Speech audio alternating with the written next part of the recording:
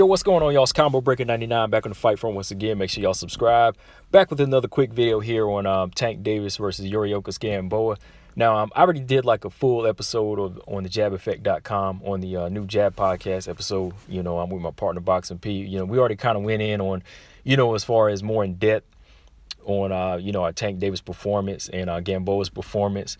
So, definitely go check that episode out on the jabeffect.com. It's the recent episode, as well as iTunes, Google Play, SoundCloud, Stitcher, anywhere, any platform you listen to podcasts. But I just kind of wanted to go back and do a video here on this channel as far as, my thoughts on his performance as far as people saying he was exposed. First, I got to say, casual fans, they're always quick to be harsh critics on fighters, especially young fighters on the come up. That especially, let's be honest, young black fighters, they always, just tend to use that word whenever they don't get the performance that they want. Especially somebody like Tank Davis, who's known as a knockout artist, but the minute they show another level to their game, they call that being exposed. But to me, honestly, I think that it came more down to just his discipline in this fight as far as, outside of the ring. But he was able to translate his mistakes into, something better in the ring, if that makes sense. He made mistakes out of the ring as far as the weight, but he came back and made weight. But as far as what he did in the ring, this being his first fight at 135, he kind of, showed another level to his game, which I know, like I said, a lot of casual people, they're going to criticize and they don't understand. The minute you don't knock somebody out and you show that boxing level, they call that exposed. But let's go back and look at the fight, man. Tank Davis shut Yoriokas Gamboa out and knocked him out in the 12th round. It was never like Tank Davis was in danger in this fight. Tank Davis had the fight under complete control.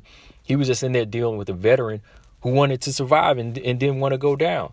And you just got to remember, that's something you just got to factor in sometimes. Like, even when I do my predictions, I try to factor in everything down the board, but you can't always do that. There's always another factor in there, like, that you can't really, one of those factors that you just can't always put into play. Like, we didn't know that Yoriokas Gamboa was going to get a chin overnight.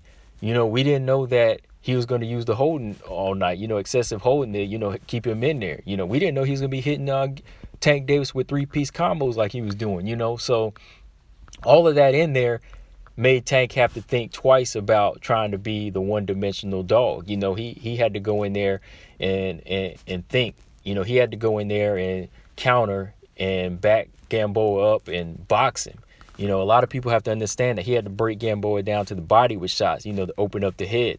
That's why I tell people sometimes you just got to remember, like, somebody like Gamboa who's 38, just because, they've been knocked out before, they're not, this might be the time that they say, oh, no, I'm not going down. I'm not going to go down easy. There comes a time when they get tired of getting knocked out and they come to prove something. So you got to remember, both fighters are coming to prove something. Not always, the old guy's not always there coming in to just get a check, So you have to understand Tank Davis was in there with a veteran. And I think he needed these 12 rounds. It may not have looked good the way you wanted, but he won all 12 rounds, maybe 11, maybe Gamboa won 2 at the most, but he needed these rounds to give himself discipline, because Tank Davis is used to going, he's never been past 9 rounds, so he's used to knocking people out and closing the show. So he needed that time to find out what it's like to be a boxer who has to take somebody in the deep waters, and he has to kind of switch gears and fight a little bit more calm. Guy like Mayweather who's not a knockout artist, who's more of a boxer, he's always in that gear of fighting calm and, figuring his opponent out and adapting. That's why whenever Calvin was in the corner, Calvin Ford, he was telling Tank Davis to kind of, catch a breather, calm down. I think that helped Tank Davis a lot to remember that, you're not going to always knock everybody out, and you have to go in there with a mindset to win, not to knock out. It's good to get the knockout, of course, never leave it in the hands of the judges, but win is the most important. Winning is always the most important. And I think Tank Davis showed a good level to that. Like I said, this wasn't his best performance. He's got more to come, and there's been better performances before this. But to me, it's not about what the fan needs in this case. You know, Tank Davis needs to be more active, and him coming back with this fight, it was a great learning experience for him. And sometimes boxers need that. They can't always just do what the fan wants. They got to experience something. You know, they got to experience pain in there. They got to experience veterans holding them. They got to experience people with granite chins where they got to learn how to switch gears, you know. And I think this was one of those fights that Tank needed. A 38-year-old veteran that was going to take him in deep waters. Surprisingly, like I said, you know, Gamboa is the guy that we're used to seeing go down. Well, before this fight, he was knocked down, 14 times, 15 times in his career. But this was the one where he gave Tank a little bit of a lesson on, you know, what it's like to go down and, what it's like to go past 9 rounds. So, yeah, man, that was just something I kind of want to go back and talk about, because a lot of people saying Tank Davis was exposed. And my straight answer to that question is no, I don't think Tank Davis was exposed. You know, he's still a young, raw talent that's learning on the job. And the more you have fights like this, the better you get. Nobody just comes in there great. To be great, you got to make greatness. You know, you gotta make greatness in the ring. You gotta prove yourself time and time again, not just to fans but to yourself. You know, you got to remember why you fight and why you want to win and how you're gonna win. You know, those are the important things. And I think Tank Davis is kind of got a lesson, you know, on how to win besides, you know, knocking people out on Saturday night.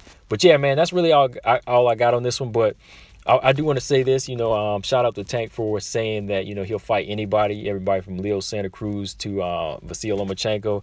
I personally would like to see him fight Santa Cruz first, and then maybe Tevin Farmer, or maybe just somebody in there that can kind of give him a stay busy fight before he gets the Vasyl Lomachenko fight, just because I want to see him be more disciplined and make this weight a little bit more solid. You know, I want to see him kind of have to go through and make weight, and hopefully it won't really make his performances, won't make his performances as flat, if that makes sense. Because I still do think the weight played a factor in this fight just a little bit, but he was able to show that next level and say, I'm still going to win.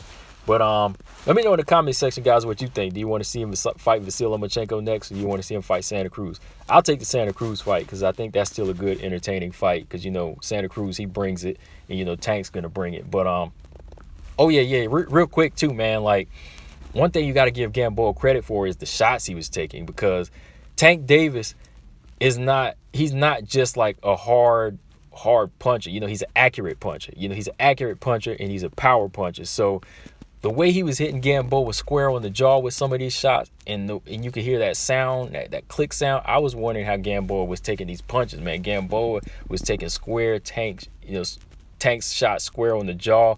I could not believe this, you know. So I definitely have to say respect to Gamboa for coming back and giving Tank a good distance fight like he did. But yeah, man, again, shout out Tank Davis. I want to see him do big things in 2020. Number one is to, you know, stay disciplined, you know, stay near that fighting weight, and stay active. But yeah, that's all I got on this, guys. Combo Breaker 99. I'll be back with my last video of 2019. I'm out. Peace.